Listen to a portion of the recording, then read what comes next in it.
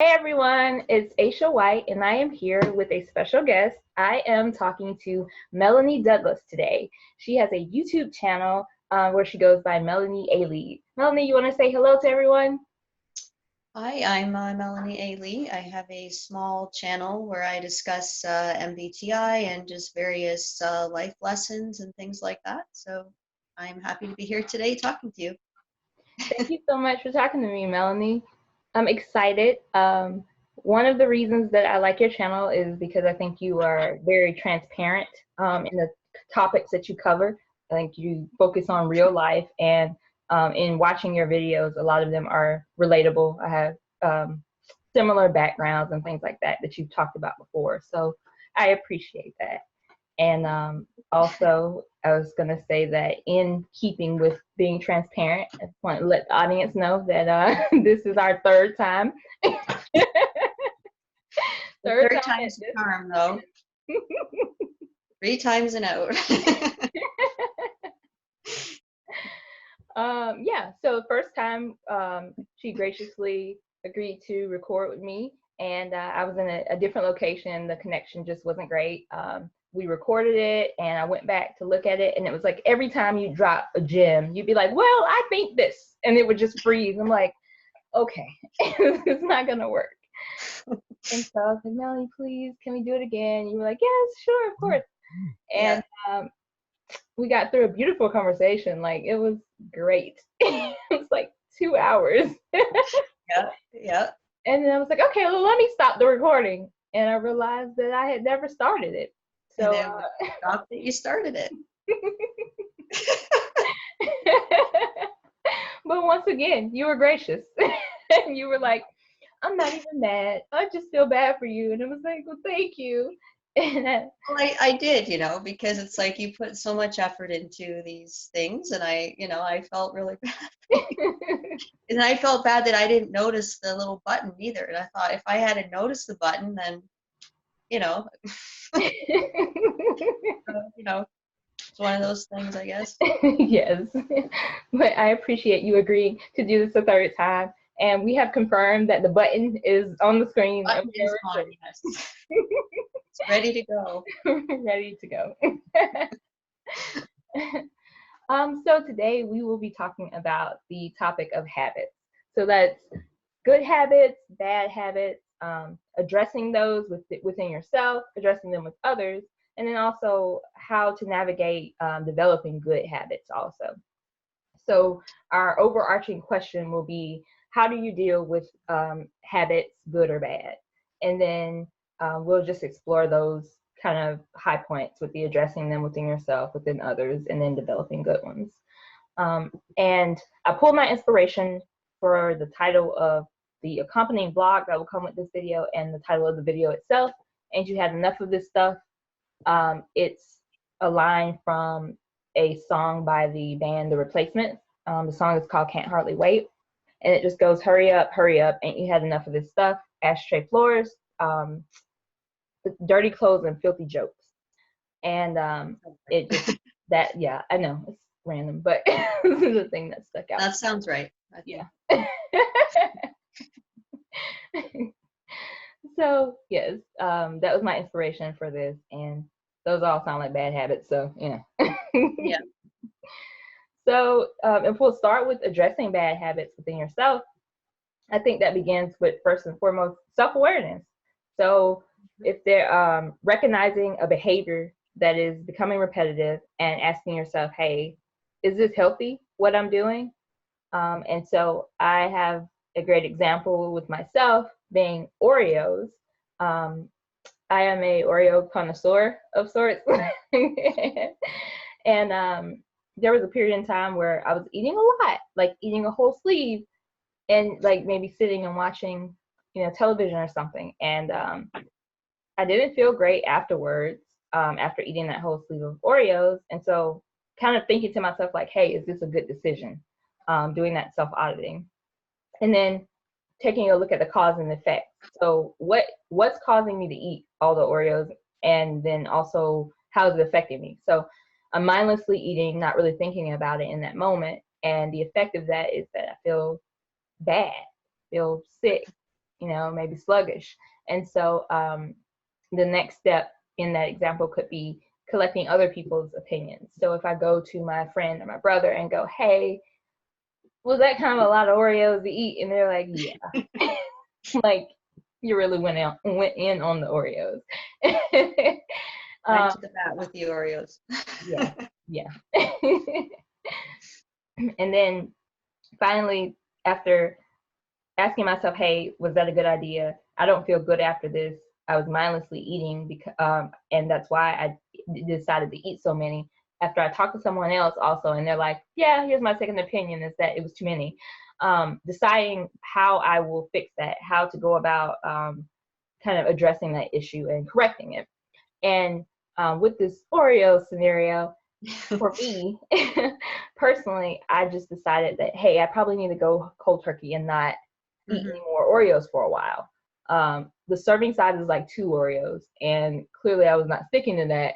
And so I decided I would give myself a break. And at first it started with like 30 days of not doing it. So I kind of challenged myself to not eat Oreos for 30 days. And then after 30 days of not eating them, it became easier and easier. I crave them less. And it's to the point where now, if I'm walking down an aisle, I'll see them, but I don't crave them. I don't turn around and go, oh, I should, check it out. And so, of course, that took time, that took willpower to do, but actively being able to address that and kind of get ahead of it before it got worse was key to that. And so were you able to have them in the house after 30 days without going crazy on them, or was it just something that you still don't do, or like what happened after the 30 days? Did anything change with that? Or after 30 days I cried. I'm just kidding. But so I think the next time I had them, it was my birthday in January, and my coworkers, they know I'm lactose intolerant too, and so one of the things is Oreos is a thing I can indulge in because there's no dairy in it. It's technically vegan, I think. And so they're like, well, you can't have traditional birthday cake, so we'll get you Oreos. And I was like, wait a minute, guys, I got a history with Oreos. Yeah. So what I actively did was like, I'll take the serving size, give it to the rest of the group. Y'all finish this off, and I will go eat that. So I was disciplined enough to not eat as many, but it was tempting. And I can't say that I'll never eat Oreos again. That sounds bad to say.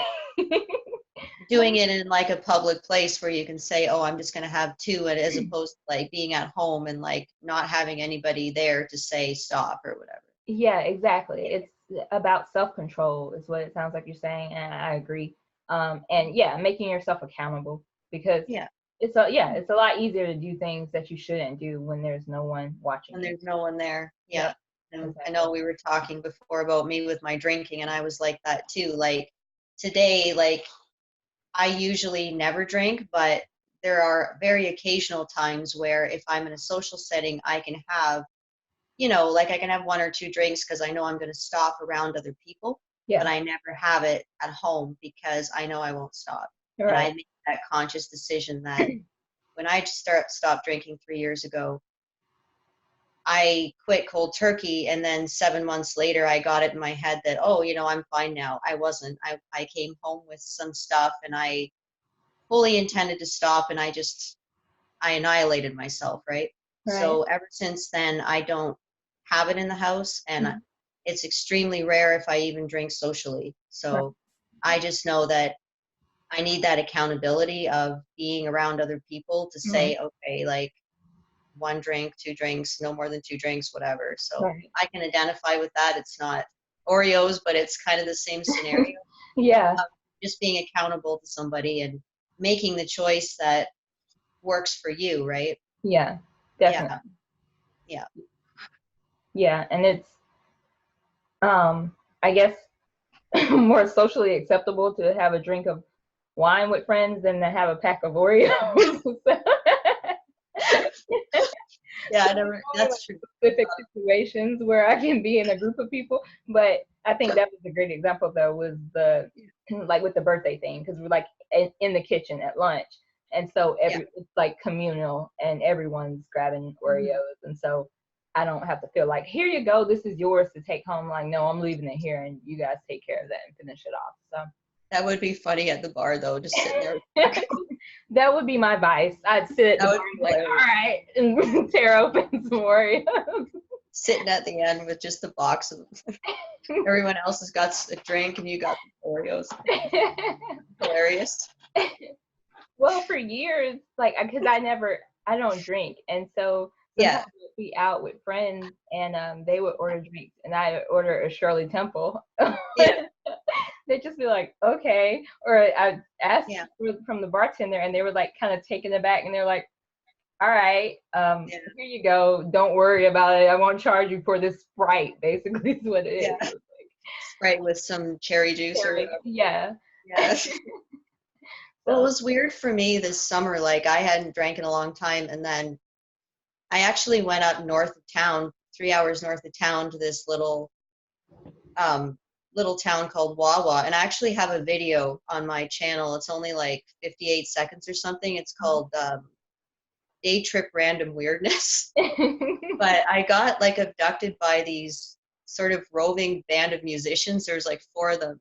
And I was walking along the beach, and they're up on the band shell, and they're going like this, and they're like waving me over, and I'm thinking they either want to kill me or they want to entertain me. I don't know which.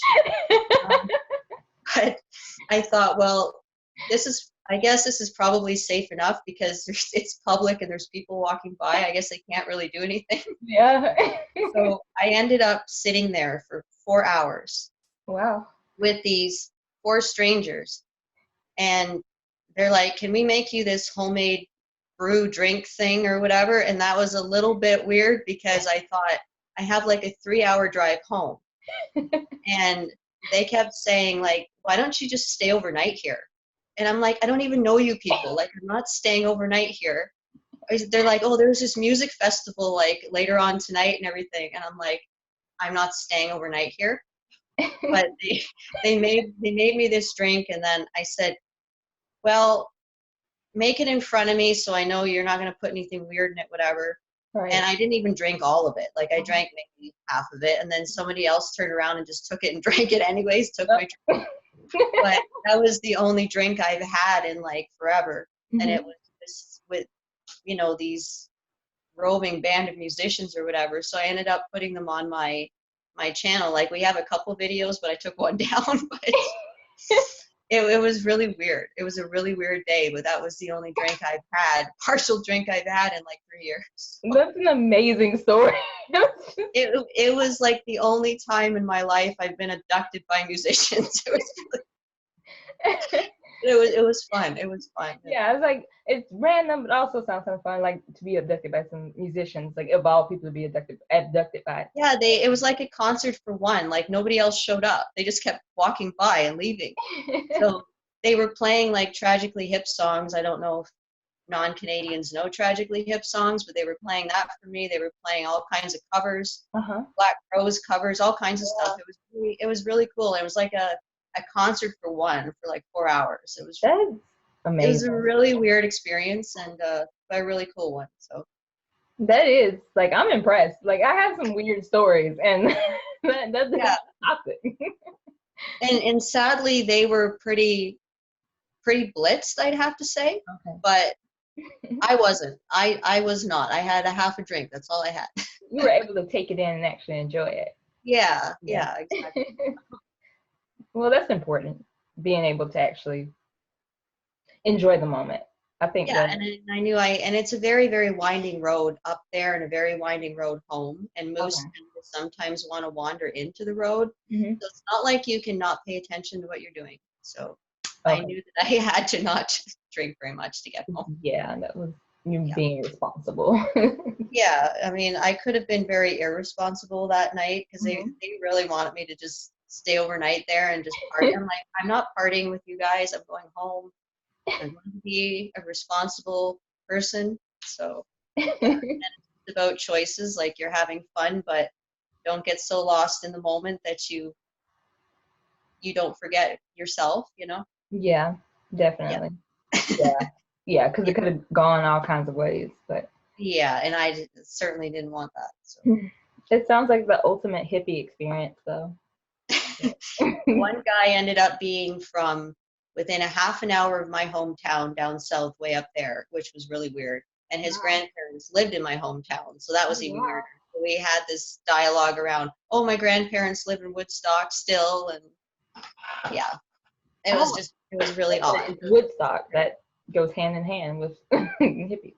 Which, yeah, Woodstock, Ontario, not the Woods. Yeah. Yeah, Yeah, I guess it's important to establish place, right?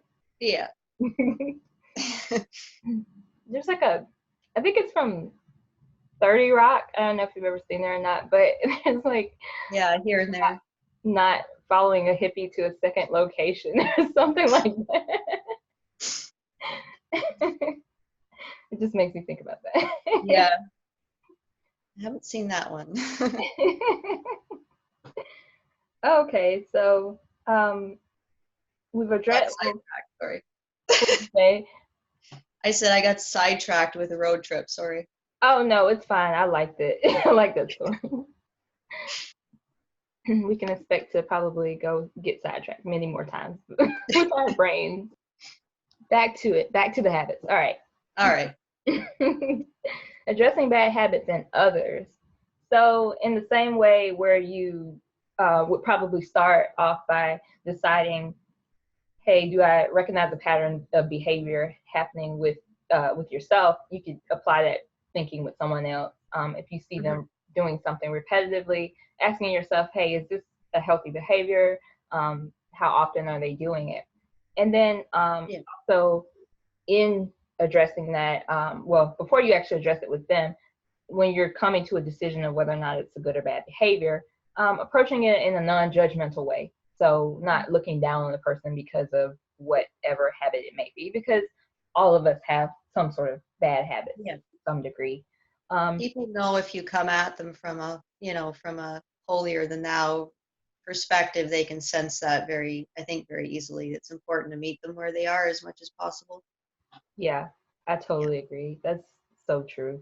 People will shut down if you come at them that way. Yeah, they probably.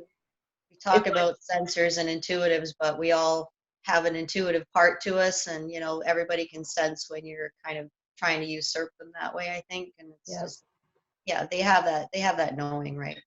I think that's why a lot of people do shut down. They just have that sense that people are coming from a judgmental place, I think. I think so too.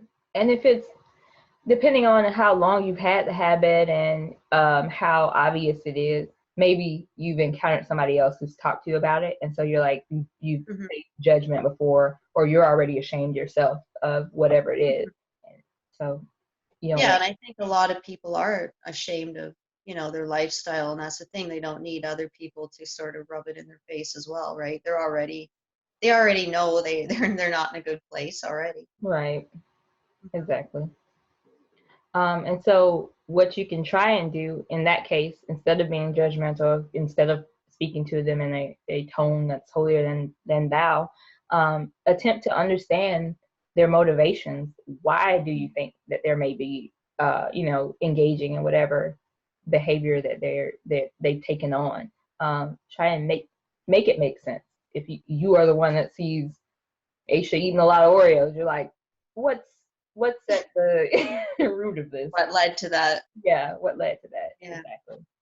Because there's always a reason. Like people don't end up on the street addicted to cocaine for no reason, right? Just because their life is great. There's always a reason for it. So exactly. Yep. Yeah. There's always something behind it. So many people are in pain, and I mean, like literally, drugs or sometimes alcohol, whatever you indulge in, it brings you comfort a lot of the times, and so you kind of cling on to that. If that's the thing that's steady, something that's consistent that you feel makes you feel better, then you go with that. And I make light of it and saying like Oreos, but overall, just like my relationship to food hasn't been the best. In us talking and talking about the idea of like addictive personalities and things like that, I was like, well, I don't think so. I couldn't put my finger on because I've just never struggled with substances myself. But when thinking about food, like I said, in my relationship to it, it hadn't always been the healthiest. It's not until my like adult years that I really, really recognized the importance of eating better. And then even in like the last past year, encouragement from actually my younger brother, who kind of got myself and my siblings on a routine.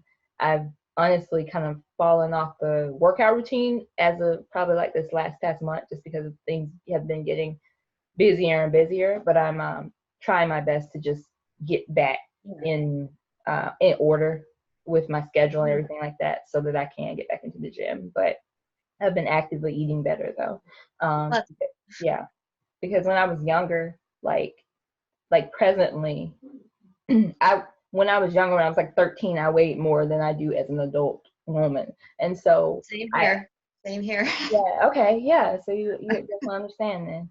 And so I had a lot of self-esteem issues, and I internalized all of it. Like I didn't feel like I could express that to anybody. I was ashamed of it, and with my introverted nature too, and not knowing what to do with myself, feeling misunderstood, feeling like an outcast because of that, even if it wasn't true, like that's what I felt. And so I felt invisible. And so that's kind of like what I took on. And so when there were moments when I decided that I was going to speak up or something like that, I would get like oh, she speaks. So, oh, you're so quiet usually. And it's like, no, I have a personality. I just, don't always feel confident to express that, or I don't feel like it's going to be heard. And so I had to really get over that. And that type of stuff sticks with you, like adult years. And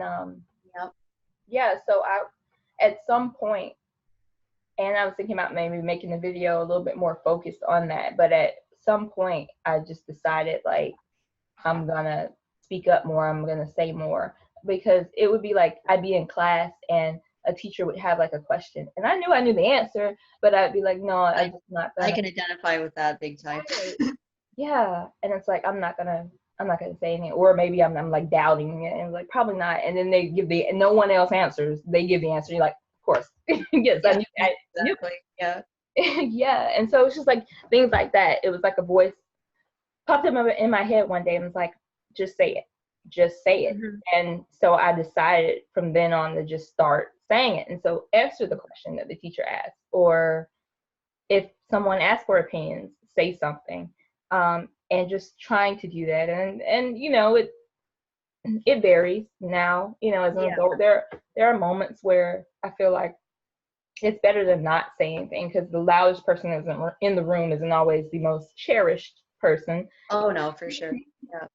Yeah. And I think the more you build skill around it, the easier it is too. Like it's terrifying when you first do it, I think, right? And then it gets easier the more you do it. It's like anything. Yeah. Yeah. Definitely.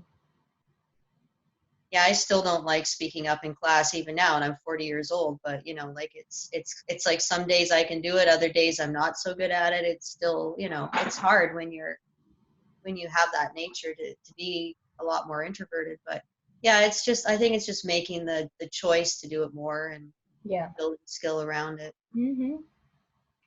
That goes into that good habit or building good habits box, I think.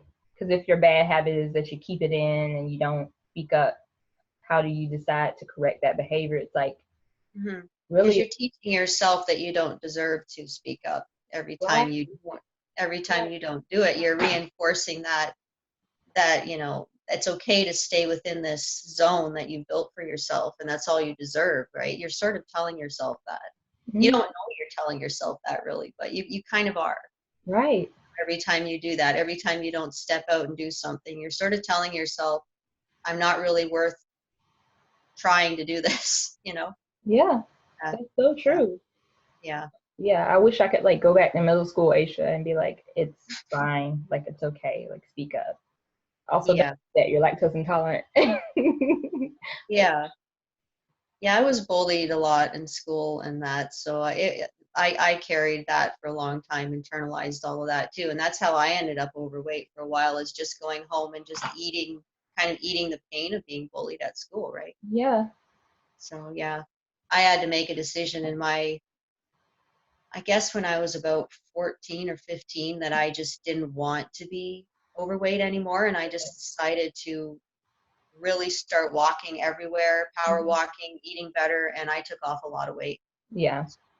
Yeah. Yeah. And a lot of people don't believe me that I was ever overweight. Like, I hear that all the time when I tell people, like, especially at school, because I'm 5'6.5" to 5'7", and I don't weigh very much for my height. So Yeah. I hear all the time, you were overweight once, and I'm like, yeah, but yeah, I was, and I know how it was when I was younger. So Yeah.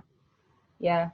It was like kind of similar for me. I think I was about to go into high school, and I was like, I don't want to enter into high school feeling the same way.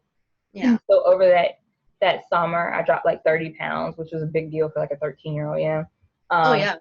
and I was eating better, eating salads, working out. At one point, I remember I rented a Jane Fonda workout Yeah. VHS from the library, and I was Yeah. like, using that. I mean, it was effective, but all Yeah. these No, random things.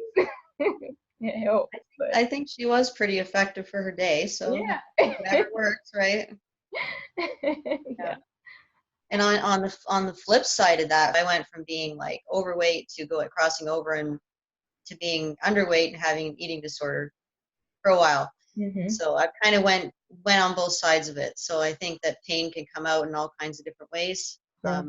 When I was bullied, I ate more, and then when I lost people in my life to deal with that, when I was depressed, I starved it more. So I think it depended on kind of what was going on in my mode of abusing myself, so to speak. Yeah. Yeah, Definitely. I mean, yeah. it's true. Like you were saying, you don't realize what you're doing to yourself at that time. And then a lot of the times when we're younger, our brains are still developing, and you just Mhm. kind of wish you could go shake your younger self and be like, no, this is not the way um, Yeah. to do things. But I mean, also you learn from the type of Youth things. is wasted on the young, as they say, right? Right. Yeah. So, I mean, that kind of ties into the idea of addressing bad habits in others. So, if we were to see a pattern like that, maybe, and I don't know, was that something you dealt with on your own, either with like the overeating or with the eating disorder? Um, mostly, yeah. Like I almost fainted once in the art class just Uh-huh. because I hadn't eaten in almost 2 days. Yeah. Oh wow. And somebody tried to give me two M&Ms. It's pretty pathetic when you think about it now. And then I wouldn't eat two M&Ms after like eating for over a day. Yeah. I ended up in the ER a couple times just because my heart started racing really bad and my pulse was like 140. It was really crazy. Wow. Just had these kind of weird things happen, but it wasn't bad enough that I needed to be like put in anywhere. So I had some counseling and stuff like that, and it took a while. Like, it was only about 6 months that I actually didn't eat that much, but psychologically it went on for a long time. Just not wanting to eat certain foods, or not wanting to eat certain foods that had this much sugar, this much fat, or Right. whatever, carbs or whatever. It was more like a mentality that went on for a long time after I started eating again. Hmm. So it was kind of addressing that and reworking my mind. And I don't know, just I think again, like we're just teaching ourselves to almost hate ourselves when we do stuff like that. We don't even realize it. Hmm. Yeah. Yeah. There's like so much trauma that we go through, And and it's all about control, right? Like, it's trying to control something yeah. when everything is out of control. And that's what it comes down to with eating disorders. It's just like, oh, my life is completely out of control. And if I can control this, I can control how much I don't eat, Yeah. right? Yeah, That's what I've always heard with eating disorders, that it was a control thing. Yeah. it is. Yeah, it really is. Hmm. So it's making that choice to think, like, am I really in control if I'm going to be dead from this? Like, I'm not going to control anything if I die from it. Yeah. Like, it's all like your brain gets so clouded with, it just gets really illogical after a while. Like, Hmm. your way you look at control gets really illogical after a while. So, yeah. Yeah. Because it's like you think you're controlling the situation, but really you're at the hands of that habit. Really, you're Right. you don't have control at some point. Yeah. because it's leading you. Yeah. Yeah, it's I think in the situations like that, those are really delicate situations where Yeah. it sounds like you had like a third party or somebody else, like a counselor that was able to address something like that, because that's kind of one of the points we were talking about with addressing bad habits with people. If it's something that can't be turned around easily, like eat less Oreos, then it's something a little bit deeper. Then sometimes you need the help of a professional to step in, or to be equipped with the right tools, the right resources to point somebody in the right direction. Because at that point in life, do you think that you would have been able to tackle that on your own, or it definitely, you think it helped having like the counseling and things like that? I think just like what I was saying before, last time we tried this, like I think that there can be good counselors and bad counselors, and I think that if you run across a bad one once or twice, don't give up. Yeah. And try to find one that fits you well, because it's like I was saying to you, I've ran into ones that I just like literally swore at me in session, swore at me, and my doctor was horrified that he referred me to someone like that. Yeah. But I think it's just not sort of saying, oh, they're all going to be like that. Mm-hmm. And just if you want to try to seek out someone, just there's probably going to be a good fit out there, but it may not be the first person you come across or whatever, because one size doesn't fit all with those kind of things either. It's easy to get discouraged when someone swears at you in session, but there's good and bad in everything, I think, with professionals too, right? Yeah, definitely. Because, if you think about doctors, sometimes you don't feel heard when something's wrong with you. Oh yeah. Yeah. And they're like, no, this is what I've learned in the book. And it's like, it's fine. Like, yes, you did go and get a lot of schooling, but We could be here all night with my stories about that. I had dysautonomia, like a rare condition, and I have lots of stories about being misdiagnosed with that from doctors. So, yeah, not fun. I'm sure. Yeah, Yeah.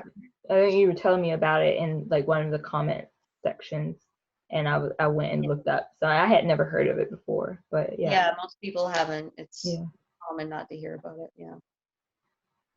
But yeah, with a doctor, I saw a therapist for a short time when I was in college, and I was telling you about that. Previously too, it was one of the perks of being a student, because we're paying student fees and things like that, and that was part of it. And just talking to her about just all kinds of things that had occurred to me in life. But it is really important, just highlighting what you were saying, to have somebody that you feel comfortable with, and somebody that doesn't make you feel intimidated or like you're not being listened to. No, definitely not someone swearing at you, because you are at your most vulnerable. Like, I know for me, it felt good to be in front of someone who didn't know me, and so I could feel like I could tell them just about anything, to the point where it's like more than you would tell anybody else, and if you're getting to that level of vulnerability with somebody, you don't want to feel like they're attacking you in some way. No, you don't. No. Yeah. Doesn't go together. No, not at all. That's super detrimental to somebody who's trying to seek out help. So I really hope that, it was alarming, I can tell you that. Yeah, definitely. I hope that the advice you're giving right now, like, if anybody's watching this that has been in that situation, or is going through it, that they take, really internalize what you're saying, and don't give up. Basically, don't give up if they're running into a wall with healthcare professionals, or like mental health professionals who are making you feel like you are not comfortable, or you're not being heard.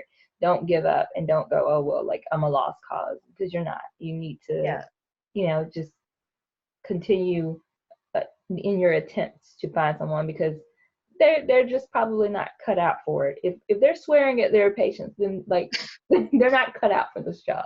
Yeah, it makes you wonder, like, is this just happening to me? Like, if the next person came in, would they not swear at them? Like, sometimes you internalize all that. You think, I just attract weirdness to me, more than any other people. And then you get all these weird thoughts in your head. And stuff like that, it doesn't help. Yeah. Yeah. But I'm sure it's not. I'm sure it's not just me, you know. Mm-mm. It It's feels that way, but I'm sure it isn't. in so many ways. I think that's why dialogue like this is really important. Um, Yeah. it makes you see that it's not just you. We get And, lots of comments. Oh, I had a weird counseling session, or I had a weird doctor, or whatever, and then other people won't feel so alone, right? right. Start that dialogue that, oh, okay, I'm not completely foreign in my experience with this. Mhm. Yeah. And so I would even suggest, I mean, of course, depending on your comfort level and what the habit is, but if it's something that you're going through, if you can find a community of people who maybe are dealing with something similar, Yeah. in some sort of safe space, whatever that looks like for you, if it's like online community or whatever it is, if you can find people who are at that same level with you, or people who've gone through it and are on the other side of it and can kind of help you Yeah. along. And I think that's really important too. I Um, did that in 2003, like for a little while, and unfortunately it got canceled because we had an incident. But the self-help group in my hometown, I did start up like a eating disorders group for that, for oh people. wow, you had Had it all? like 4 or 5 people come, and the one girl was really, really bad.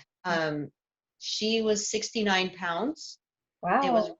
really scary. Like just looking at her, like scary, like just to watch her walk and everything. Um, and I couldn't make it one week, and someone else was there, and they said, oh, we had this incident where this person just started having a meltdown and freaking out, and because someone else said something to her, and she started yelling and screaming and throwing things and all that. And then they said, well, ethically or whatever, I don't know, they had to cancel it. Oh no. But they ended up getting this person into a treatment center Mhm. through it. And this person had been basically sent home to die because she had been in and out of treatment centers, and she'd hide food under the bed or she'd throw it out the window or whatever, and they basically said, we can't help you, and they just sent her home. But we ended up getting her into a treatment center that took her, so I guess it hopefully had a happy ending. Like, I don't know what happened to her because this Right. was years ago, but my group got canceled. But you never know where it's going to go Mhm. if you start up something like that, right? And then Yeah. you get somebody into treatment or whatever, and you just hope that that time it actually takes and they get better, whatever.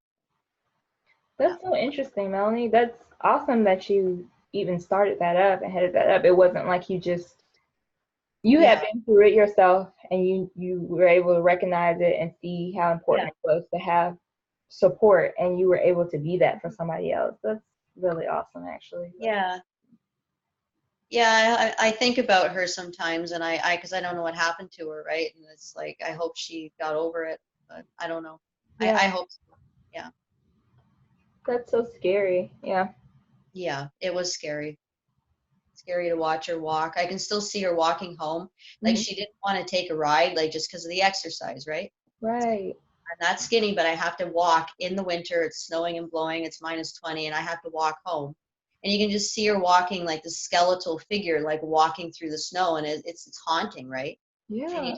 just really want this person to get help. And yeah, stuff like that just stays with you. Mhm. Yeah, Definitely. yeah, Yeah. And so I think, if anything, that points to the fact that it's important to address a bad habit like that you see in somebody else, because yeah, it may stick with you because you're not quite sure how things turned out. But I hope that you at least find comfort in the fact that you did try all that you could yeah, to help her, versus seeing it and not ever addressing it with her. yeah. I feel really good that a place in Toronto did decide to take her, a treatment center. So yeah, I felt really good about that. That's good. Yeah, Yeah, and so going from addressing bad habits within yourself, figuring out how to correct them, observing bad habits in other people, and just deciding what the best method is for addressing it, whether that's like one-on-one between you and that person, or if it's something in a case like this, a very serious case where hmm, it takes the help of a different resource outside of what you can provide.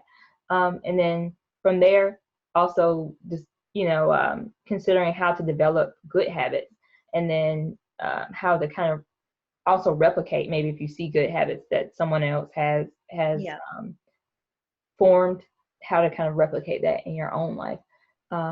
So I know, Melanie, you were saying, for example, that you journal, and I think that's a really really wise idea. I can't say that I've ever actually, I write down ideas and things like that, but I've never journaled. I guess, Yeah.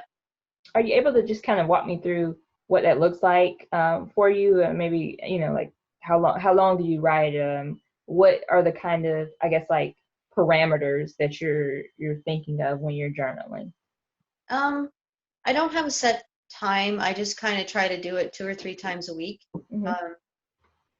I just write about whatever is on my mind. I try not to let it build up. Like I didn't write for about a year when I was really depressed. Like after I turned 39, I went into a pretty major depression, and I quit writing for a long time, and it was not good.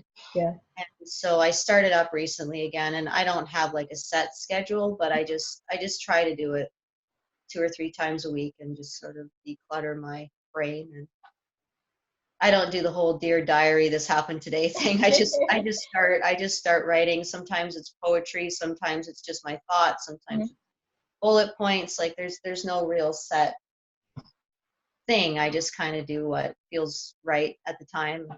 Okay. Go with the flow of my mind, so to speak. Yeah. Yeah. Because that's what I was wondering. I've never done it before, so I didn't know if it was like kind of like Dear Diary. Like, do you write down kind of the date, the play by play of what I happened? write down the date because I want to look back and see how far I've came from the original thought. Mm-hmm. So I always do write down the date, right? Yeah. I think that's important.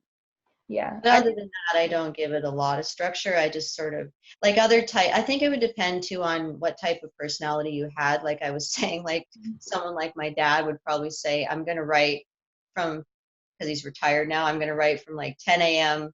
to 10:30 Monday to Friday, and he'd be very scheduled about it, right? And this is what I'm going to do, like ISTJ, this is what I'm going to do. But that doesn't work for an INFP. So I think it just kind of going with the type of person you are and just kind of working with it. Yeah. That I makes think a a lot of very sense. scheduled person would be very regimented about journal writing, Uh-huh. but I'm not. So As an INFJ, I think I would write down that I'm supposed to have a time that I'm I'm journaling, and then not yeah. do it.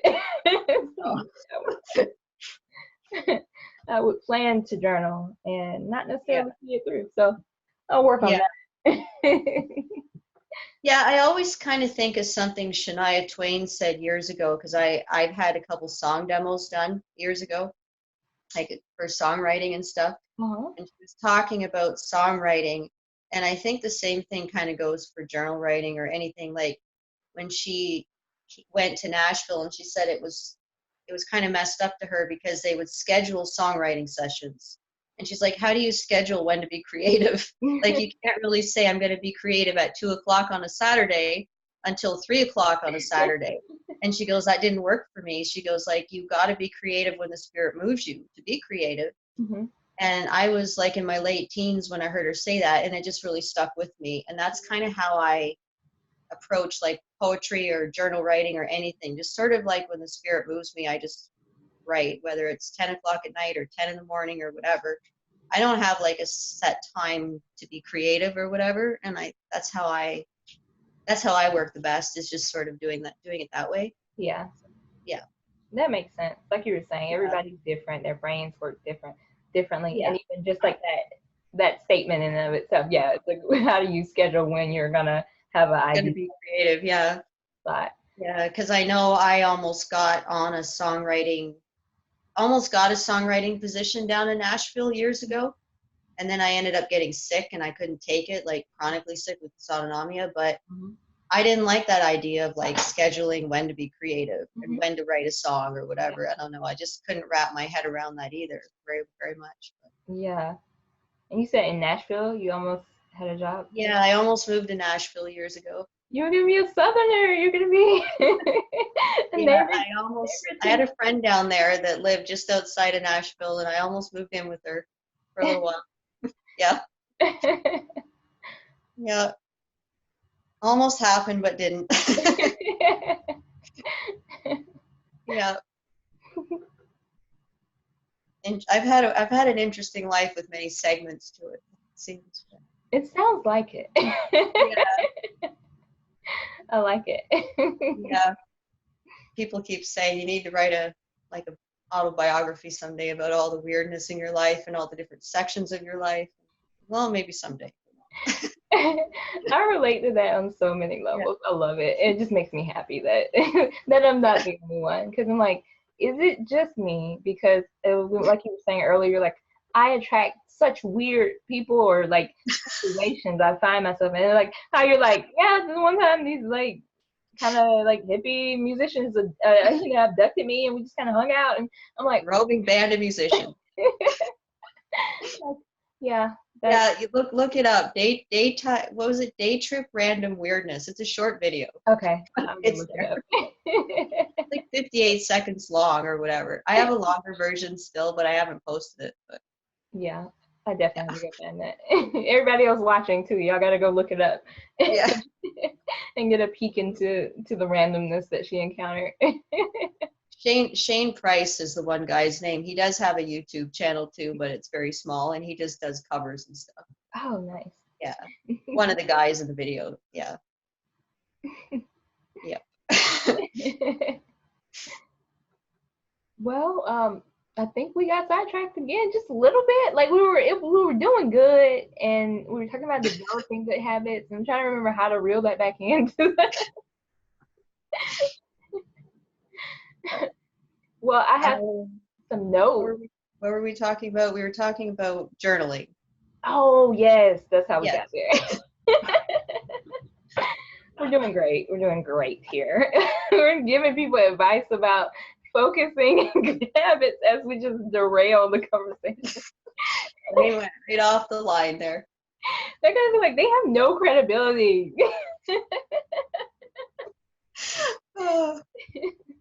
We're just being real here, okay? Yeah, we're getting real here. Oh my gosh. All right, I have a couple notes under developing good habits. So look to examples in your own life of people or to public figures who are maybe doing a good thing. And I know previously we've talked about people like Joyce Meyer, and like the books that she's written. I've never read any of her books. I've watched, sermons and videos, and they're always great. I know you said that a couple of the books you read and you really liked. Yeah, Battlefield of the Mind is the first one I read, and it was really good. And then I read what's it called? Living Beyond Your Feelings. Okay. And that one kind of blew everything wide open for me too, and just kind of broke things down in a way that I never really thought about before. And it's like, oh, I can actually think about what falls into my head. I don't have to, like, I can choose it or I can cast it down, like it is from a faith-based perspective. But it really did help me. Like those two books really did help my mind not be so troubled and everything. So yeah, they were great resources. I might look into those titles and share links to them in the description then for those. Yeah. Because I'm interested in reading them myself too, and I got a couple unused Audible credits, so maybe if they're on Audible, I'll like listen to them while I drive. So. They probably would be. Yeah. So yeah, figures like that, or people maybe in your life. It sounds like you're actually a great example of that with the group that you started. There's someone else that was going through situations with like eating disorders, and they know that you were somebody who was able to tackle that and get on the other side of it, and can kind of be a light to someone else. Then they can look to you and kind of model after you, like whatever steps you took to get to a better place. And they come to you that way too. Like it's posted, like, and then like they come, and it's different than you saying, oh, you need to come to this, right? Like they come if they sense the need, like they know that they have a problem, But if they feel comfortable, then they show up, as opposed to saying, you coming to them and saying you need an intervention and sort of going like this, you're coming or they're coming to you type thing. And I think it's effective. I don't know, because I think they realize the need in themselves, and they just kind of show up in a, they're not being judged or whatever, because like the person hosting it's been through it, right? Right, exactly. I think that goes a long way. Maybe obviously not as bad as they were, but it's still, I mean, you've still struggled with it. So Yeah. And then another point that I had was just seeking counseling when the habits are detrimental to your own health. So that kind of goes hand in hand with it. So that was a support group setting. But then if you're recognizing that it's to that point where you'll need outside help, then being willing to, be open, be self-aware enough, be willing to change and go and seek that type of help that you need. And even if that means asking for help, because there are financial barriers a lot of the times. Just having the knowledge and access to things a lot of the times is what it comes down to. It's really sad when you think about so much substance abuse and things like that in a lot of different communities. And if you don't have the knowledge, you don't have the financial, means, then you don't have access to a lot of resources. There are some that are free, or maybe you can like work in exchange for things like that. But knowing where to go, is kind of a start, and being pointed in the right direction helps. And when you don't have that, or you don't think that you do, then you feel kind of lost. Yeah, and it's probably harder there than in Canada, because we have free healthcare here too. So I imagine for you guys it would be fairly challenging with that. Yeah, that's a huge deal. Yep. So, yeah. So many people struggle. That's a challenge we're not used to. Yeah. Yeah. Perks of being up north, man. Is it still snowy there or cold? Did you say? I woke up this morning to it snowing for 2 hours. Wow. And I thought it was over. So I actually haven't cared until today, and then I'm like, okay, it's May. Now I care. Stop. Like, stop. Up until now, it's like, in Canada, they're usually like October to May, just expect whatever. Yeah. But now that it's May, it's like, I'm like, stop. Like, then it started freezing rain after the snow ended. Uh-huh. I'm like, just stop. But yeah, so that was the 1st of May. It was beautiful yesterday, and today it was not beautiful. It'll stop eventually. It'll stop by, May 24th weekend, I think. I hope. Okay. Yeah, the complete opposite here. It's like super sunny out. Oh, it was. I mean, it's evening now, but it's sunny outside. I don't know. I didn't check the temperature, but by the feel of things, it was probably in like the 80s. Probably high 70s to 80s. So yeah, Georgia. It was 3 here today. I don't know what that is in Fahrenheit. I don't know what it is. It was 3 Celsius today. I don't know what that was. I'll Google it. 40 something, I think. I should know this. Yeah. I think it's 40 something Fahrenheit. I get cold so easy. I'm always cold. Okay, like I said, it's probably maybe it was like hit the 80s today. But in my office, I have a space heater, and it's basically always on. And like my office is tucked away at the back of the building, so like people would turn the corner and they're like, oh, and they're like hit by a wall of heat. Oh, I'm like, sorry, I'm always cold. I get really sleepy when I get cold, and so Oh, that's interesting. Usually it keeps you awake when it's cold. And that's why, like, I know I've heard that, like, in doctors' offices and stuff like that, they're like, oh, they keep it cold, for it to be sterile, but then also, you'd be up and awake. Yeah. No, it didn't work well for most of my life. Like in school, it was always cold, and you're trying to like figure out these math problems, and you're just like falling over during tests and stuff. Really? It's not good. Yeah, it gets really hot here in the summer though. Okay. Like, yeah, and then like it's even worse where I'm from. Like it's really hot and humid down in southern Ontario, like really bad. Okay. So yeah, we do have quite a variance in temperature between. That's what I was gonna ask, if you had like a true summer. Oh yeah, it's Yeah. friggin' hot. It's really Okay. hot. It was hot last year, and then when I came up here for my tour in 2017, I almost died. It was like there was a humidex of like 40. I don't know what that is again in Fahrenheit. I think it's about 105 or something. It was hot. Oh, wow. So Yeah, yeah, it does. There is a very big variance in temperature for sure. definitely. We Yeah. always make fun of Georgia here saying it doesn't know what it wants to do because, like, within the span of a week, it'd be like a storm, basically like a Yeah. hurricane, then it's sunny, then it's snowing. It's just like weird stuff happening throughout the year. But That would scare me about being down there is like the hurricane threats and stuff. We don't have to deal with any of that. That yeah, would scare me. within like the Tornadoes last sometimes, couple, but not hurricanes. So. yeah, in the last couple years, we've encountered, I think, yeah, a couple, but it's usually not that way. Like it had been a span of Yeah. time before, the coast gets hit hard, but like where I'm Yeah. at, I'm like outside of Atlanta, and so it's we're not usually, Oh, better. yeah, yeah. And Yeah. I work in tourism too, in tourism marketing, and so we are very like in tune with that and when things like that happen because Right. Yeah.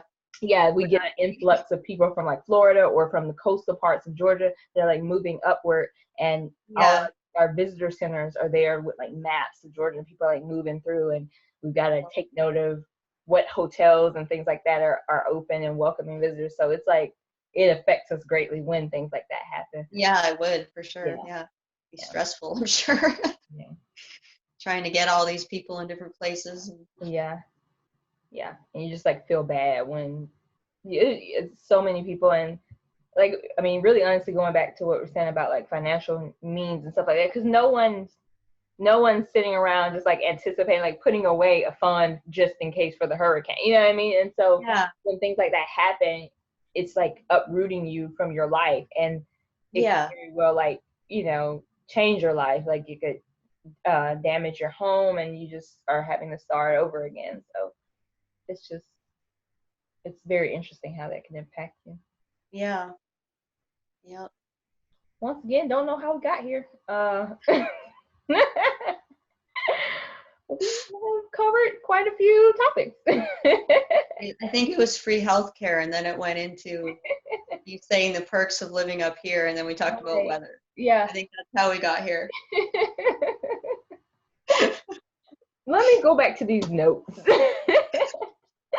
So I did jot down some just like quick ideas of types of good habits versus types of bad habits, since we've already covered like the high points. And some Yeah. of the good habits that came to my mind were appreciating beautiful things. So appreciating types of art or music, whatever it is that makes you happy. Just actually being present, because I know that that's a struggle I have, is being present Yeah. in the moment. And so I could be at a museum, and I'm surrounded by all this beauty, and maybe I'm looking at the painting, but I'm inside my mind and thinking about it could be related to it. Like it'd be like, I wonder what he was doing when this or that, and but I'm just like trailing off in my mind rather Yeah. than like being present and taking it in. Or Yeah. It's hard for me to be present as well. I struggle with that. yeah. I don't really have advice as to how to improve on that. I would say if you recognize that is the case, then try and kind of talk Stop yourself your down. mind. Yeah. Yeah, I think it comes to like just saying, okay, I'm trailing off again. I'm going to stop. I'm just going to make a decision to stop projecting 5 years into the future. Or if I'm looking at this artist and he was born in 1896, and all of a sudden I'm Right. back in 1896 thinking about his life when he was Yeah. instead of being right here. Just catch yourself. I'm doing this, and sort of try to consciously stop and be more in the moment. That's the only thing that really works for me, because if I don't stop myself consciously, I won't be in the moment. Yeah. I just won't choose to be in the moment. That's just the way I am.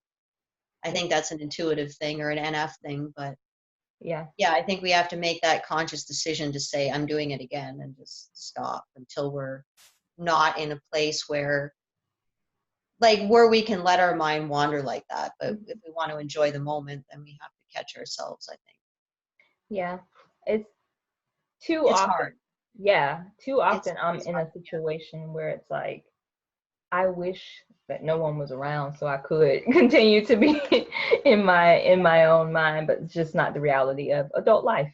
So Yeah. There's this YouTuber, her name's Lindsey, but she only goes by two initials. Do you know who I mean? She's a INTJ I, female, I think L something. I think so. More and more, more and more YouTube keeps suggesting, it feels like new faces, because my Yeah. intro to this was Frank James, and then like more and more just people have been popping up, and so I think so. I can't remember, and it's so stupid because I know it so well. It's L something. She just goes by two initials, but she made this video about how hard it is to live in the moment for her. Hmm. How she said it can almost be dangerous sometimes when she's driving. And I identified with that. She goes, sometimes I think magical creatures just drive me home because I'm just so in my own head that I'm ignoring all the sensory around me, but somehow I just end up home. And Okay. I can identify with that because I can be driving and I can have the radio turned up so loud, but it's still, the thoughts in my head are still, I drown out the radio, I drown out everything. Yeah. So I really identified with her saying that because I get like that. And sometimes you think, oh, maybe it is dangerous that I'm doing this. maybe I should be a little bit more present when I'm driving, But yeah, Yeah. I big time I identified it with that. And I was just like, yeah, for years I was terrible with directions because like I guess it's like muscle memory or whatever. Like you oh know yeah, how to get home, and these magical creatures are just directing you home. And so if someone were to ask me like, hey, how do you get from this place to that? I'm like, I don't know the names of the streets. I'm so sorry. Like, cause I'm it's so yeah, I'm not even like thinking of it. I'm not in that moment like paying it much attention. So it took a while to get there, but yeah, I can relate. I feel that same way. And like you yeah. said, even with I'm the pretty good with directions actually, which is weird, but yeah, I maybe that's the SI because I'm INFP and I'm tertiary SI and it's very tied to that kind of thing. Maybe I yeah, don't know, but I still lose a lot of time around me when I'm driving. I'm like, I don't know how I got here. I don't yeah. know. Yeah. It's hard with concentrating for me. So if like I was saying, okay, if I listen to like a book on audio, it's a 50-50% chance that I'm gonna like take it in. Yeah. I might have to Yeah. listen to it over again. Or even with songs, I like listening to songs over and over again and like delving into Like, them, but sometimes it's purely because I've missed the whole song. Like I'll be like, oh, I'll yeah. have a song in my head all day. I'm like, I cannot wait to get into this car to listen to Yeah. the song and drive home. I put it on, and immediately I'm like, oh well, I wonder about this, and I'm like, wait, I've missed the song. Like I have to put it on again. And it's bad. I get That's a bad. really visual with music. Like I just formulate whole scenes in my head to music just naturally. Like I don't know if you do that. Uh I huh. when I was a little kid, I used to just not even a little kid, like a teenager, I just make these elaborate music videos inside my head to Yeah. all these songs. Like, and I thought if I could just get like hire like a movie director and all these people, I could make like a really top-notch production going on here. Yeah. And I still do that with things. I still have so many ideas of Mhm. things I could do with videos and all kinds of things if I just had this team of people. I don't know. We might have to like get together and get something going. Magical creatures. Yeah, we should do that. Yeah, we should collaborate more in the future. Clearly, we have a lot of ideas. We Yeah, can go in a lot of different directions with these do a conversations. travel video. Yes, You're in tourism, we could do a travel yes, video. that And works. Yes, it does. I love it. you know how to edit and I don't, so that would be good. We could make one.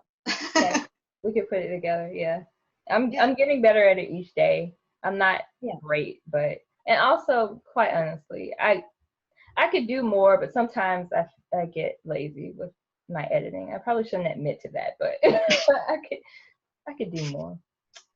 Anyway, that's a bad habit. Don't be You're like addressing you're me. addressing that. There you go.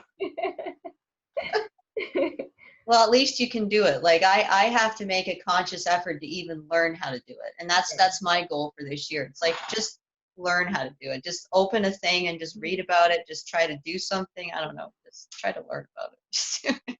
I know That's my YouTube, like, goal. it allows you to trim the video. I don't know how intense you can be in the like creator studio, but Yeah. I use Adobe Premiere because I have like the suite. I use like Photoshop for editing photos and things like that, and I just Yeah. got Premiere too.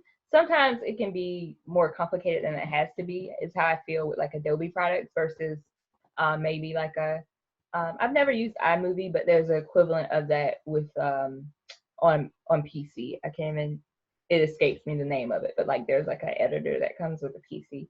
But once you Yeah. start, like it's not that hard. YouTube Mhm. it. Yeah. Instructions. Yeah. Once my computer's actually fixed, maybe I can. It's sent away now, so hopefully it won't cost me $8 million to get it fixed. Right. Yeah. I hope that's not the case. I hope I don't get a bad phone call in a few days telling me how much it's going to cost me. No. We'll think good thoughts. Yeah, exactly. Make a conscious effort to think good vibes toward the computer. Yes, expect the best. There's a good habit there.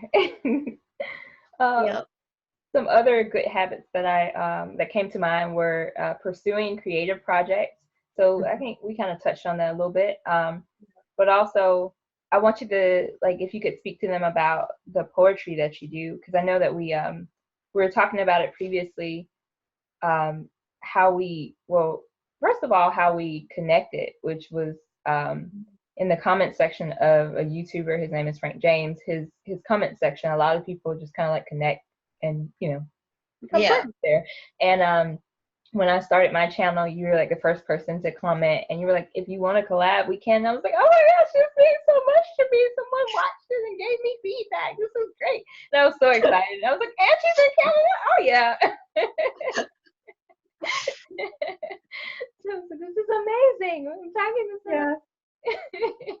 But I didn't at the time. At the time, I did not realize you were someone who I had been thinking about for a while, because I knew that at some point in the comment section, I talked to somebody, and they were saying how they hear lyrics to songs, and sometimes it's like misheard lyrics, and Yeah. they take those misheard lyrics and they write poetry, and I was like, that is so different. Like, I've never heard something like that before, and I thought it was so cool. And so I think I was like emailing you, and somehow you were just like, yeah, that was me. And I was like, oh.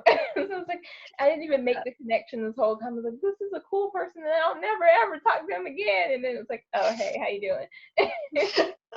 Yeah, it's interesting how things work out like that, right? It's pretty cool. Yeah. So what does that process, I guess, look like for you? The I guess I kind of said what it is, but you can give more detail as far as how you write. Yeah, like just I'm trying to think of the name of the song now. I wrote a poem last year. Like my dad never understands my poems because he thinks they're too deep. So like I'll say, what do you think of this? And you'll be like, I don't know, I don't understand it. But I wrote one, and it was from a Taylor Swift song that I heard on the radio, but the real line was starry eyes sparking up my darkest night. But I heard it as sorry that you're barking at my darkest night or something. Like I misheard it. But I ended up taking that line I misheard and just sort of writing a whole poem around that. Yeah. So that's kind of what I do when I mishear these lyrics. Like and I do it like if I just hear one line in a TV show, even if I hear it the right way, if it just kind of jumps out at me. Like I heard one, I was watching a show with my son a little while ago, a few weeks ago, and somebody just said, I'm jumping from here. And it just stuck in my head, and I ended up writing a whole poem around that line. And I don't know, that's how my inspiration usually comes, is from stuff like that. Yeah. Yeah. That's really cool. Yeah, I just I think think that's my NE. It just sort of grabs on and just sort of goes, stuff like that. with so many people, we mishear lyrics all the time, but no one, at least I've never heard anybody else express that and be like, you know what, I'm gonna take that and run with it and Yeah. Refashion it into this new form of art. I just think it's really cool. I've been doing that for years. Something I've been doing a long time. So I mean, I don't always do it. Sometimes I just something just pops into my head out of nowhere and it has nothing to do with anything and I just write. But yeah, a lot of times it'll be just me, but then I will mishear things and just say, oh, I'm just going to write something completely around this line that I know I haven't heard the right way, but I'm just going to take it and run with it. So yeah. Yes, I like it.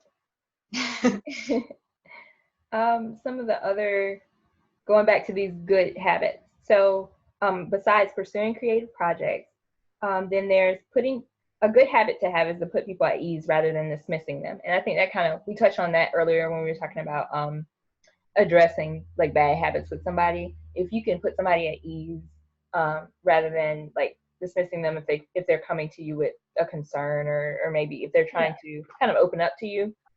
If you're being judgmental and dismissing them, then it's like that's not going to help. But if you can kind of be open, then they're gonna feel more comfortable with coming forth with whatever it is they're dealing with.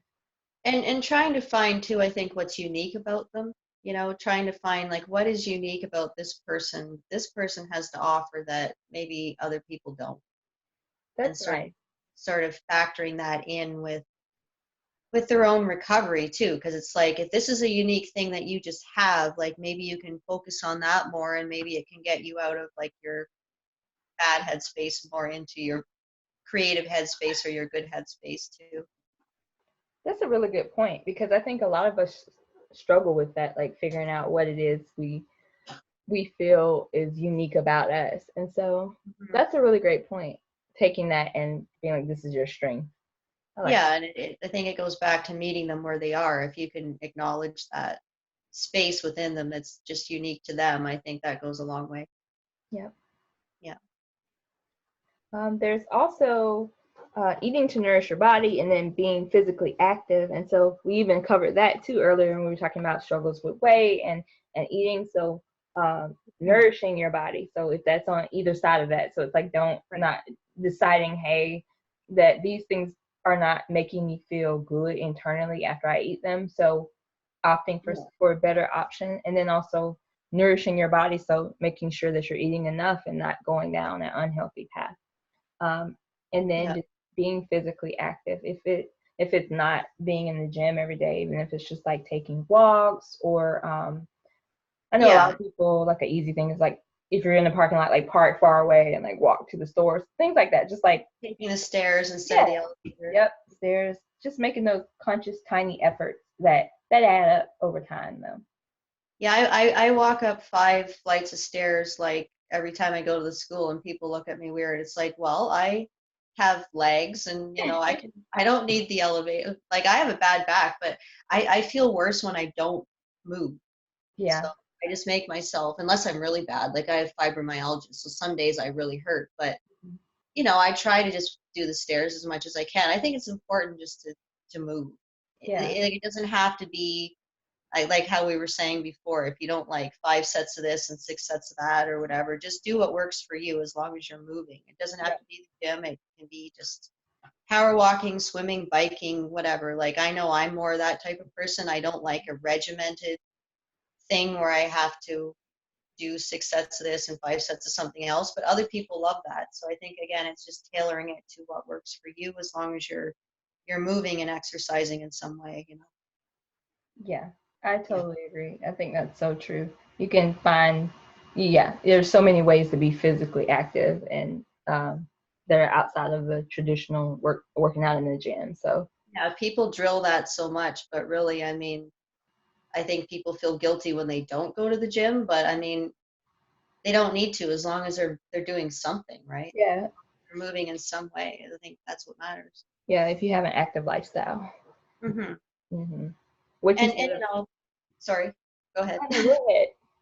No, I was just gonna say, and then just not, and allowing yourself to have something like maybe even once a week where you're treating yourself too. So you're not going completely like, I'm never going to indulge in, whether it's Oreos or whether it's something else, like just like maybe say, okay, once a week I'm gonna have this. And then the rest of the week I'm gonna be better. And then your life is a bit more balanced that way, and you're still treating yourself too a little bit. Good point. Yeah. Yeah. I just had an aside that was not really related. You were saying about like you had legs, so you wanted to move, you know. I remember it was like, I think it was Kurt Cobain. He was just making like commentary on maybe Americans overall or something, and how lazy we are at the fact that we have like this escalator. And he's like, it's stairs, and like people will stand still and let the stairs move instead of walking up the escalator. And he was just like speaking on the ridiculousness of it. And I think that stuck with me. So like when I'm at the mall or something like that, I can't stand still on the escalator anymore. So I'm like climbing the steps of it. Yeah, they are interesting when you think about them that way. Yeah. Yeah. Yeah. I used to be scared to get on them as a little kid. I used to think if I stepped on them going down, I was just going to trip and tumble all the way down. I was terrified of escalators when I was little. I don't know. Me too. Really? Yeah. I could get on them going up, but going down, it was like, this old man came along once and actually put me on the escalator because he's like, you're taking too long. You're not like stepping on the escalator.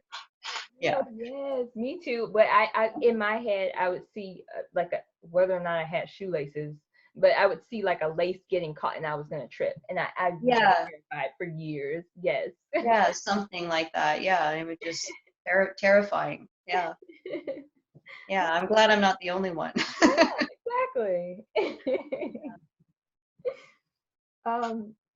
See, if I hadn't given that little aside about Kurt Cobain, then we would have never known that we both had that same fear. Exactly. There you go. Yeah. Yeah, justify it however I can. I think, well, two last points on my list of good habits are to continue learning and to organize your thoughts. Yeah. So continue learning in whatever format that is. If that means, continuing to read books, it's always, I like finding interesting articles. I mean, it could be about anything that is of interest to you. But a lot of times if you're reading it from a authoritative source, then you can feel comfortable that it's like true. Yeah. That's important. And and it's just, continuing to learn and to have knowledge about something that you don't. And it's okay. Like, I think for years for me, it's okay to admit that you don't know something. Like for years for me, I think it was like a point of insecurity, being like, well, I think these people around me are so cultured or so aware of this or that, and like I don't have as much knowledge, or I haven't experienced these things in life, so how would I know? But even reading up on it and getting familiar with it helps, and you don't have to feel like, even if you haven't experienced whatever it is yourself, like you're kind of you're more knowledgeable about it just by reading about it. So I encourage you might know something they don't know either too. Yeah. Like, again, it goes back to that unique set of skills that just because you don't know a certain thing, like you might know 10 things they don't know too, right? So both ways. So I tend to be like this encyclopedia of weirdness when it comes to like random facts, and people are like, how do you know that? And I'm like, I just look stuff up. I just know stuff. I don't know. But yeah, I mean, but there's a lot of experiences I haven't had that other people have had my age. Like, I've never bought a house and I'm 40, like stuff like that. So, I mean, we can feel really insecure sometimes about what other people have done and we haven't done, but we usually do have experiences that they don't have too. So it's sort of, it balances out too, I think. Yeah. That's very true. Yeah. Very true. And organizing your thoughts, we had a conversation about this previously. We were talking about shopping lists. Organizing your thoughts. So for me, if I like to think that I can, just be real free with it and be like, yes, I can go to the store and I can get exactly what I need and be on track with that. But that never happens. I end up buying stuff that I never intended on getting, because I get distracted. I'm like, oh, I'm grabbing stuff and I forget the things I came there for. And so I force myself to make lists. And that's how I get things done. No guarantees I won't still be in the store like twice as long as it should take, but I like making lists. And I know you were saying you have a certain feeling about lists. Yeah, I have list phobia, but I have to write lists now too when I shop, because as I was saying to you before, like when I was younger, I could have 20 items in my head and I would come home with them all, and now I'll get, you know, maybe 15 or 12, and I'll have to be out back at the store at 10 o'clock at night getting random miscellaneous whatever. And so, yeah, I don't like writing lists. I think it kind of sucks all the excitement out of shopping, but I've learned that to organize my thoughts now at 40, like my memory's still pretty good, but I tend to blank out now when I'm in a store. It's like, I can't remember all the items I need. So yeah, I've learned that I have to do it or I'm going to be back at the store in 2 hours. So, Yeah. yeah, it's just one of those things in life, I think, that I've learned that I have to do. Yeah. Yeah. It's been effective for the most part for me. Yeah. So it's outside of just shopping, just really from day to day, I have to make lists of things or I will no doubt forget them. My mom does that. I don't make a list of anything if I'm not shopping. Like I'm just like, nope. I haven't gotten that far yet. I think it's important to, organize your thoughts. We were talking about shopping and how you were saying the list sucks the life out of shopping, but we've kind of both been forced to do it in order to actually be productive and get the things we need. But also outside of just shopping, I like to make lists just for all things in life now. When I'm at work, there's always a abundance of tasks. There's like you go and you're like, these are the things I know I need to tackle today, but then all these things come at you that aren't expected, and you're like, you have to write it down because you'll never get things done if you don't. Yeah, that's probably very true especially for what you do with all these things coming at you. That would make sense. And then I had a couple, well, not a few bad habits, like more than a couple, that came to mind. So thinking in terms of if we're thinking Myers-Briggs types, so me being an INFJ and you an INFP, between the two of us, some of the things we can run into are like taking things personally, being stubborn or believing that we're right in situations, being easily discouraged or just kind of caught up in doubt, and the lack of sensing. We were talking about lack of sensing a little bit earlier too, and not being completely present. So I know I'm guilty of that, and I would like to improve in that area. Yeah. It's definitely challenging. Yes, it can be. I think even doing stuff like this kind of forces you to be present though, right? So I think that is probably a really good tool for people like us to kind of keep doing that, because it forces us to be in the moment. Like if our minds trail off too much, we're not going to know what in the world the other person's talking about. So I think it sort of, trains us to listen better and be more in the moment. So, that's really true. I like to think of myself as a pretty good listener. Part of it is just because so many people just come and tell me their life story unsolicited, but I realize sometimes that I'll be, my mind's somewhere else, and like someone's talking to me and I'm just like, like, and I'm in like mode, and I'm like, oh my gosh, I don't know what they said. I don't know what they said. And they're like, you know what I mean? And I'm like, It's like, I don't know. I missed all that.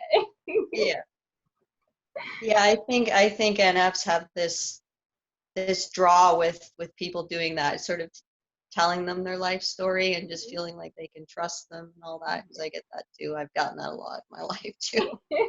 I still get it up here. I was saying to you, like even people uptown, like will just come walk beside me and just 5 minutes later, 10 minutes later, they're like, I don't know why I'm telling you all this. I don't even know you. And I'm thinking, I don't know why you're telling me either, but we're just walking now. So yeah. And it does force you to be more present, because they will say too, like, what do you think about this? And if you're off somewhere, you're not going to have a clue what you think about their deal because you're not paying attention. Yes. So yeah, something like that is good practice, I guess. Yes, definitely. Being stubborn, I probably am. I probably don't want to admit it, but yeah. I certainly can be as well. Less stubborn than I used to be, but certainly still have that tendency to be. And especially when it's like something you're really passionate about too. Like, Yeah. my mind's not changing about that. And I think there's good stubbornness and bad stubbornness too. Yeah. I think that's important to acknowledge. Like you can be stubborn in a really good way Yeah. and in a really bad way. Yeah. It depends on how it's directed, right? It's like if you think you're always right, that's not good. But if you're stubborn, like my dad's very persevering, like I don't know, maybe it's not even stubborn, it's just maybe just being persevering is the mindset to have and versus stubborn, maybe. I don't know. Yeah. Yeah. I think that's true. Yeah. There's also overthinking, procrastination, impatience, substance abuse, engaging in harmful behavior, unhealthy relationships, and complacency are a lot of other bad habits that I know we can run into from time to time. Yeah. The list varies as far as if I've had personal experience with some of the things, but I kind of joke about it all the time, but I am really bad at overthinking things. Yeah. I'm bad at over analyzing things. Mm-hmm. Yeah. Like, I don't know if you've seen that little kid at the end of some TV shows. I don't even know what it is, but like there's this weird scene at the end of like TV shows sometimes where this kid's on a hill and he's pointing and he's going, "What's that mean?" I always joke that's me because every time somebody says something, I'm always like, "What does that mean?" And I'll pick it apart, like, 6 ways from Sunday or whatever. And Yeah. most people are like, "I don't think it meant anything." Like, I think they're just overanalyzing it again. So Yeah, I can understand that. Yeah, yeah. I can relate on that level. It's like apparently, I remember my dad telling me at some point that like when he tell people about me, he called me the why child because like I was always questioning stuff. And I just thought it was so funny that like I guess I was not even aware at that point that that was who I was as a person, and that to the point where he noticed it and could be like, "This is my child, my very unique My child." son's never grown out of it yet, and he's 17. He still says why all the time. Like everything I say, why? Not going to grow out of this. Yeah. It was funny because my ex was the same way, and he was like in his 30s, and he was always like, why? And my son's the same way. So, they're both INTPs, and everything is just why? Why? Yeah. Funny. It's funny. Yeah. It's Yeah. like with the overthinking, you're always questioning things, and then like for me, it's fun for me to like kind of go there and try to explore something and find meaning in something too. And so I know it used to he like joke about it, but also like my ex, when we would watch movies, I'd be like, I promise you there's more to this movie than it seems. And he's like, Yeah. but I think that it's just, like this basic, plot. And I'm like, no. Because the colors that they chose, that was for a reason. That was supposed to encourage passion or something like that. Yeah, that's symbolism of something. Yeah, I'm like pointing out the symbolism of it all. And I'm like, you see how that person was like towering over the other person, and I'm breaking it down. And he's like, I don't think so. I was like, no, Well, if you there's meaning. did theater too, like as a minor, that might be part of that. Like maybe you were trained to kind of see that maybe a little bit. Yeah, and then like even like film Yeah. classes and stuff like that, like just Yeah. certain angles that were used and all those things. But I'm just like, I'm telling you, I've got some insight into this. I'm just trying to share it with you. And he'd be like, yeah, no, I don't think so. Yeah, I took media English and before too, and after that I was like, I seen all that stuff too. I'm like, this is symbolistic of this. They're putting this in to show this, and everyone's like, no, they're not. I'm like, yeah, they are. I think you never see things the same after that. No, you don't. No, I never did. But yeah, it's fun, but also doesn't help when like you're trying to separate yourself from You doing. already have a tendency to overthink in the first place. Yeah. Exactly. Yep. Then there's procrastination. I mean, like nobody's immune to that. Everybody, but experiences that, but maybe probably to varying levels based upon the way you're. I call it ring around the rosy syndrome. That's what I call it.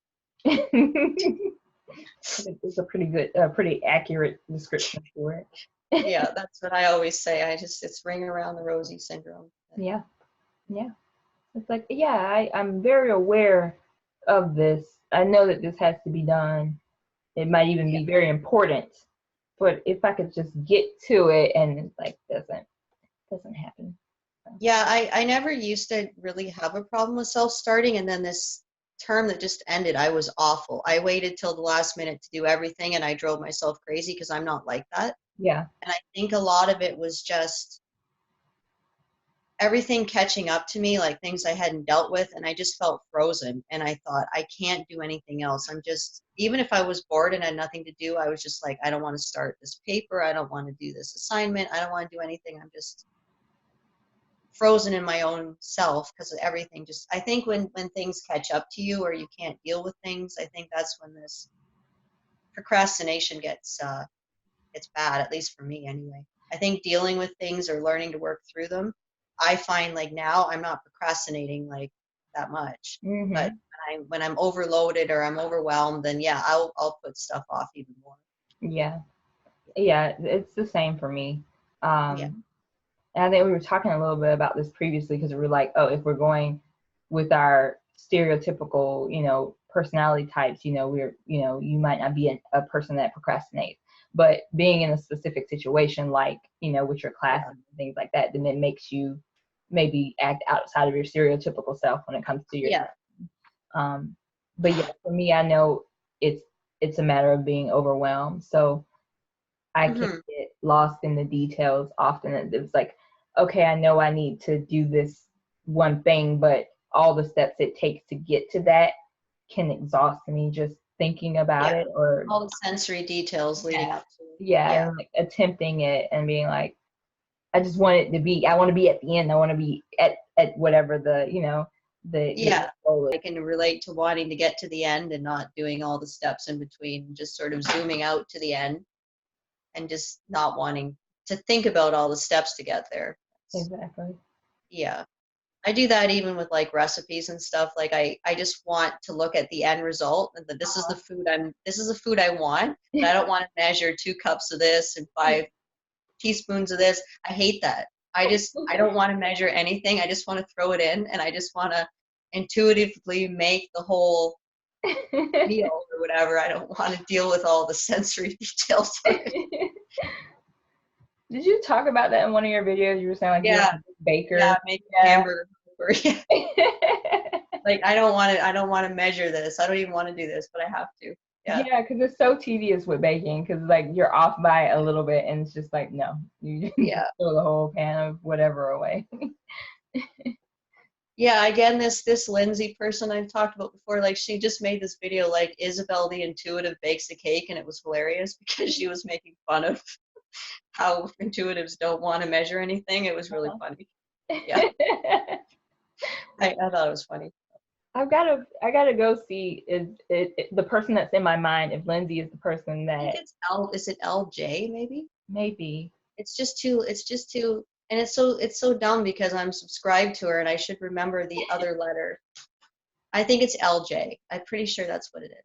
Yeah, I've gotten like an onslaught of suggestions from YouTube now that I've started. The more and more I watch Myers-Briggs type content, of course it's part of the algorithm, so of course, but like sometimes it seems like people are coming out of the woodwork and I'm like, have they always been here? Because I feel like I've been kind of tuned in for a while now, and like it's more and more keep coming, I think. Yeah.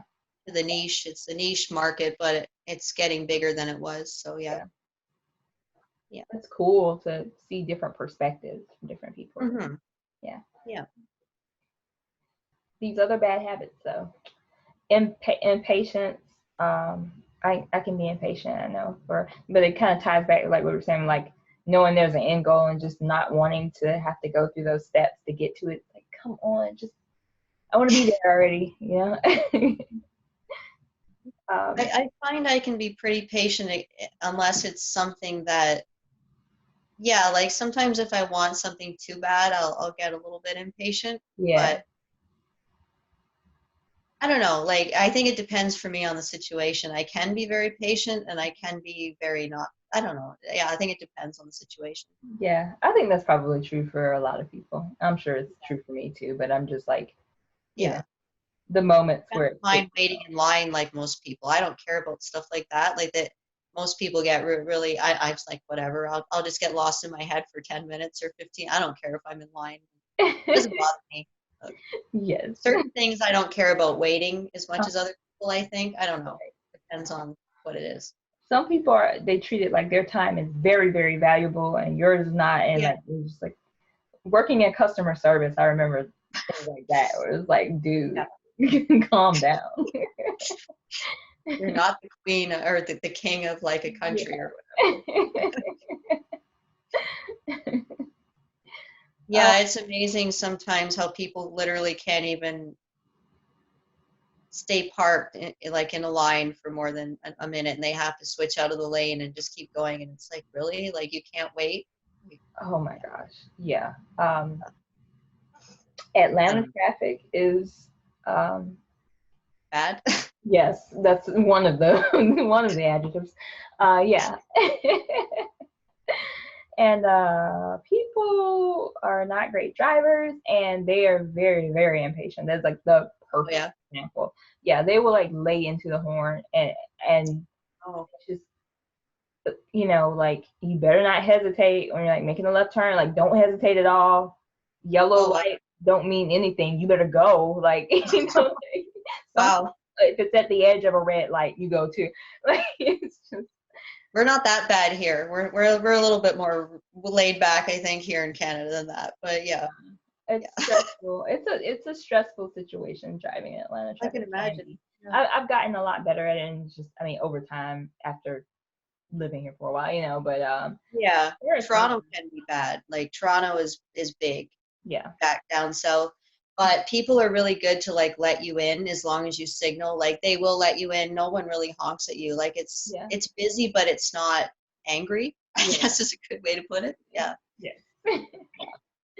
Yeah, I even had like some anxiety like driving into work and things like that for some years, like holding my breath and feeling like, and not even realizing that it was happening, and it was having like a very physical effect on me, just the experience of driving. Because there were plenty of times where I had to dodge out of the way, and you know, almost being, you know, collisions almost happening and things. Mm-hmm. I have a past of like getting in accidents too. Not me. It was not yeah.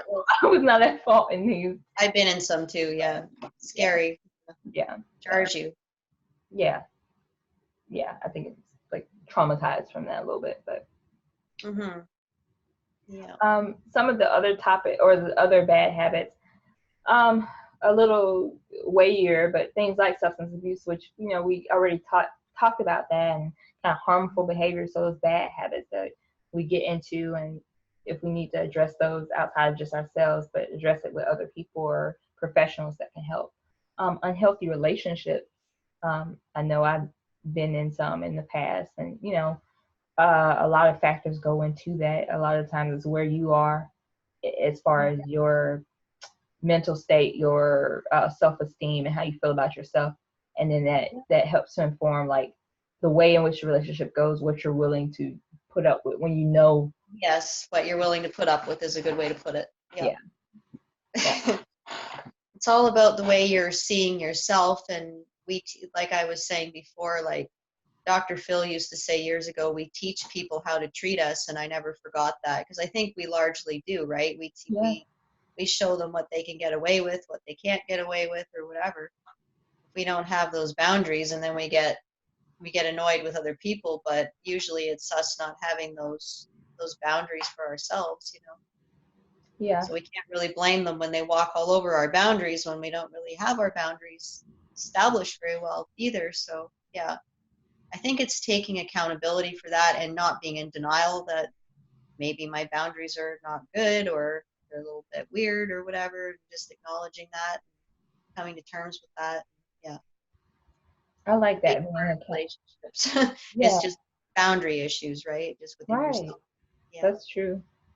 Yeah, I like that accountability within the relationship. Yeah, being honest with yourself about what needs to be said and what doesn't. Because I think, especially like in the beginning of relationships, you're more concerned with kind of impressing that person or being what you think that person needs. Yeah, yeah. Rather than always acknowledging, like, okay, these are my personal needs. This is what I'm bringing to the relationship, and how can we work together and, Yeah. coexist. And realizing too that, like, I think it's probably more of a younger person's thing, but going into a relationship thinking like there's 10 people that have said you're not going to change that person. And you're like, oh yes I am, I'm going to be the one to change that person, Yeah. right? I'm going to be the one. And then they end up changing you profoundly instead Right. of you don't change them. And it's like you can't go into it thinking I can change everything about this person. It's like, why are you with them in the first place if you want to change everything about them? Like, we don't even ask ourselves these questions sometimes, right? Yep. Like, it's important just to ask those questions. Like, if I want to change everything about them, why am I even with That's so true. them? It's Yeah. so true. Yeah. Yeah. And you like run into that, and that's like, yeah. All you do is end up getting frustrated, and you waste your time and the other person's time when it's something like that. You like one thing about them and you don't like nine. Well, Right. it's So not, that's not the one then. yeah. And you think the one thing is going to float you through and get you through the other nine, and it won't, you know. Yeah. Be And realistic. oh, I'm sorry. No, I was just going to say it's just being realistic with yourself about that kind of thing, right? About the ratio of that kind of thing. If you're not Yeah. compatible with that.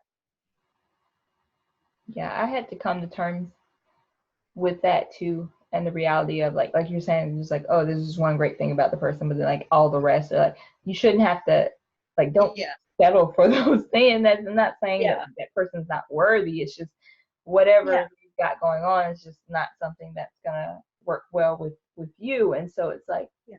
don't go, oh, all these other things and push it aside. It's like, Yeah. this is your life, and this is a period in time, I guess, whether or not you are planning to marry them, but like, at least for that period of time, like, it's very important, this your Yeah. life and the hours that you are dedicating. And so it's a major decision, much more so than people acknowledge, I think, Yeah. I think so. Yeah. You don't realize the gravity of it, I think, Yeah. and how it can affect your life in the future. Like, if you spend 2 years with the wrong person, like that 2 years can really stay with you for a long time. Yeah. Yeah. Like, I heard once years ago that you should look for your 70 or 80% person, because no one's going to give you like 100% of what you want, but if you can find like 80%, you can work with the other 20. And Yeah. again, I think that's a good ratio, as opposed to saying I like one thing and hate nine. Right. I think if you like 70 or 80%, and they're the big things, like politically you agree on the same things, so you have the same type of faith, stuff like that. The big things you can sort of overlook, like the 20% that's maybe things you don't like as much about them. And I Right. think it's just all learning that as you get older, and just learning to find that balance with somebody, like, oh, where's my 80% person or my 70% person, not my 20% person and my 80% that I don't like or not compatible with. It's like the Yeah. 20% people are the ones that are fun when you're younger. You're like, oh yeah, because Yeah. nothing matters. And it's like, okay, but this is real life, and like, Yeah. And again, teaching yourself how to treat yourself too. Like, if Yeah. you teach yourself, this is all I deserve is this 20% person, Right. then you're just going to keep repeating that cycle. But if you stop and say, no, I think I want to look for 70% person or 80% person, then all of a sudden your mind goes, really? I'm really going to think enough about myself to do that? And then Right. I'm you worthy of start that. breaking those bad habits within yourself. Yeah. Yep. Yeah. Exactly. Yep. I love it. And then the last point was complacency, and I think that ties into that too. When you're like, maybe you're unhappy or something like that in a relationship, and but whether it's like, I don't know, if you feel like you can't get better, or like there's no better option, or for whatever Yeah. reason, you're just like, this is life now, and you accept that and just go for it. Like, it's not necessarily how things have to be. And, of course, there's other, if you're invested, if you created a family with this person, or there are factors that play into that. But Mm-hmm. I feel like just being complacent and being like, this is my life and nothing will change, just, that's not the way to be. Yeah, and again, it's just teaching yourself that that's all you deserve, right? I think a lot of it just goes back to that. Yeah. It's hard to believe that you deserve more a lot of the times. Like even with me, like even doing something like this, like just what I went through a couple days ago and all the comments I got from that. That was like, why are these people even caring to, like, I had that moment where I was like, why are these people even caring to reach out to me or whatever? And I had to tell myself, no, stop, like, stop thinking that you're nothing, basically. Like, Yeah. just accept that they're doing this and don't overthink it. Don't think it to death. Don't think there's an ulterior motive behind it every 10 seconds or whatever. Yep. And yeah, it's hard when you've been conditioned to that a lot of your life, and just then you get positive attention and you're like, why am I getting this? Yeah. It's hard. Yeah. It's Yeah. taking it all in again and just sort of being present too with it again comes a big part of it. Yeah. Yeah. Very much so. And I think, if you have belief in God, and Yeah. then I think that faith has a lot to do with it too. Because even for me, I can relate on the level what you were saying, like trying to teach yourself that you deserve more and that you have worth, and then just kind of realizing, if you can, in some sort of way, almost looking outside of yourself and seeing how other people see you, and like kind of getting that enlightenment. Yeah. Because I don't journal, but when I pray, or like kind of meditate on thoughts and things like that, then I will kind of write things down, and I can write down where I was at a certain time in the year. And I've been pretty good about that. Like at the end of last year, I wrote down like just these thoughts and ideas and goals and things like that, and then I can look back now and see how so much has like and it's a good feeling. manifested just within that period of time, and it's actually pretty cool to see. Yeah, and it is to look back and have these markers, these dates, and look back and say, wow, well, this is where I was then, and now I'm here. And and even from a faith-based perspective too, it's like, that's true. I mean, like we can't comprehend how much we mean to God and how much God loves us too. And I don't think we think about that when we don't love ourselves. Like, he loves us unconditionally no matter what. And it's like we have trouble loving ourselves, but he never has trouble loving us no matter what we did, or we're never any surprise to God, I guess. It's just, Joyce Meyer says, he knows what he gets with us, like all we're going to do and all the things we're going to do. And we're no surprise to him. So, Yeah, that's been a big thing for me. It's just like thinking in my mind, like, oh yeah, I love myself. Like, yeah, I don't want to do myself any harm. But then you say, like, okay, well, you on that like grander scale, like, I'm not trying to physically harm myself right now. So yeah, I love myself. But then when it's like, okay, but are you willing to neglect yourself in these ways? You know what I mean? Even coming down to my health and stuff like that. Like, do you really love yourself? Or there's so many ways to sabotage yourself that you don't realize it a lot of the time. Yeah, or talking about like worth and what you deserve and things like that, or settling for situations. And once you kind of get more enlightened and realize that, like, no, I am worthy of XYZ, then you can more effectively just be like, okay, I'm more sure of myself. I'm more in touch with myself, and I do love myself, and I know that I should be going down this path, or I should be able to aim for these different things that maybe I didn't think I could ever achieve, or a place I could not get to, because I didn't fully love myself. So I think sorry. Go ahead. No, it's sometimes we don't realize it for so long. Like I was just in this defense mode for so long, just having to defend myself, my actions, like defend my son or whatever. I thought, oh, I have good self-esteem because I'm always defending myself. Yeah. But I really still didn't think that I deserved a lot of things. I was just in this mode where I was just defending myself against things. But that's sort of like a survival mode, I think. But it's not really the same as thinking you deserve good things. It's not. I thought it was, just because I'm defending myself. If I didn't like myself, I wouldn't defend myself. But I don't know. Like I still think it was coming just from a place of survival more than actually loving myself for a long time. Yeah. Yep. That was a big realization for me recently.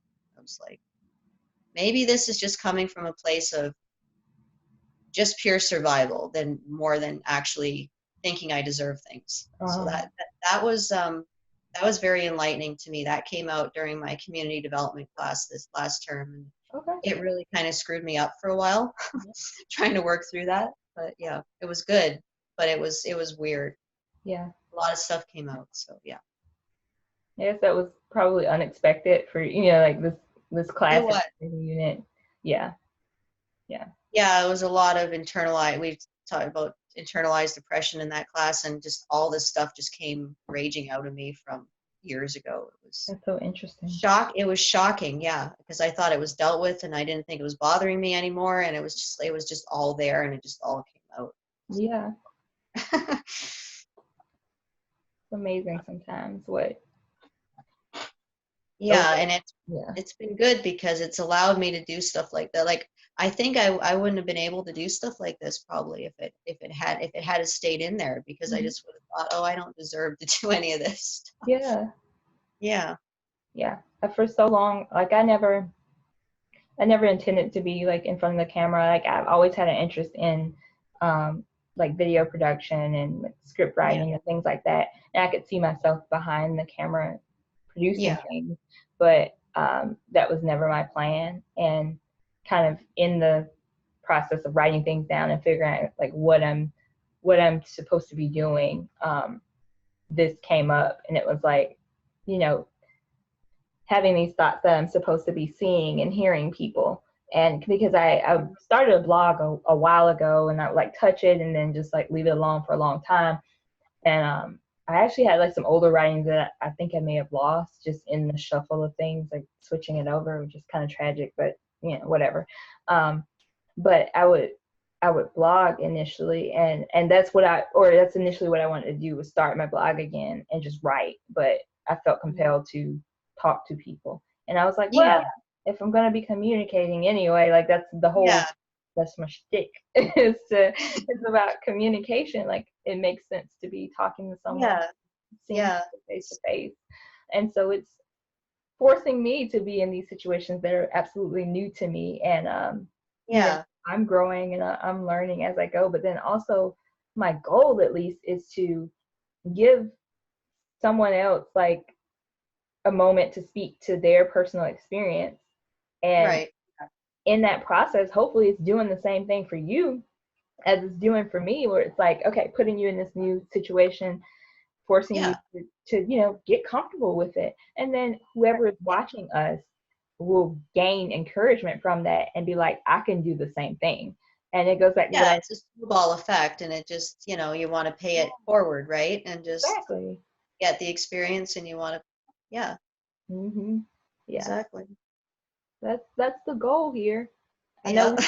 we've been chatting for quite a while, but I think Yeah. that that's an easy way to kind of sum it up, is that that's the goal at the end of the day, is like, for my channel at least, is to become a better communicator myself, but in the process include other people in that along the way. And maybe like by the end of the year, my videos will kind of be like a timeline, and we'll see. Like that's so Yeah. true for so many people. It's like you see the beginning and how they started off, and by the end of it, like where they come. So hopefully I can advance, by the end of the year. But then also you'll see all these different faces and hear all these different stories of people who, to varying degrees, have these struggles with communication, whether they're like introverts or extroverts, because it goes both ways. Like everyone runs into some sort of problem in some sort of way with communication.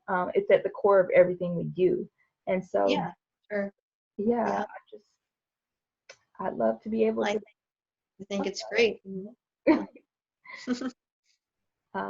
But yeah, I'd love to be able to just kind of share that with other people. And that's why it excites me so much that you reached out to me and you wanted to collaborate with me. And sorry that it took three tries to get this done, but I'm so happy that we were able to talk. Time's the charm, right? There you go.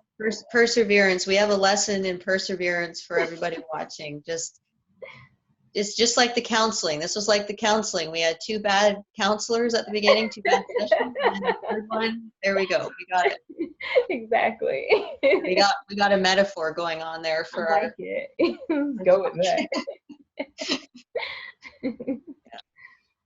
But I think we can wrap it up with that, though. Hopefully, we didn't veer off too much to the point where people can follow what we were saying. Once again, just to review, we were tackling the your editing's not a nightmare with getting me back on track. Yes. I'll let you know how it goes. Okay. But yeah, we were just tackling the topic of habits, and how do you address habits, good and bad, whether it's within yourself, whether it's with others, and then how do you turn that around and produce good habits and build those up. So we were kind of just touching on all of those and just trying to give examples from our real life, and hopefully the examples we gave were very relatable to people out there. I think just between the two of us, we were saying things like, yeah, me too, same, this is things true, and didn't realize that we had those shared experiences, and I'm sure that's going to be the case for other people watching too. So I just want to thank everybody out there for watching, listening along as we've touched many areas, many topics. Melanie, thank you so much for your patience and for just being an awesome person and talking to me. Well, thank you for having me.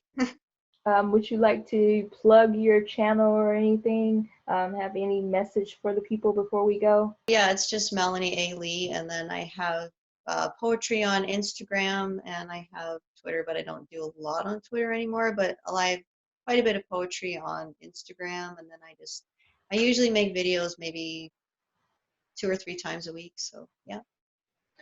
So I will link to her channel, and then also I'll link to your social media also, your Instagram, so people can find you there too. All right. All right, awesome. Thank you so much for talking to me. Thank you, everybody. Bye-bye. Bye. See you later.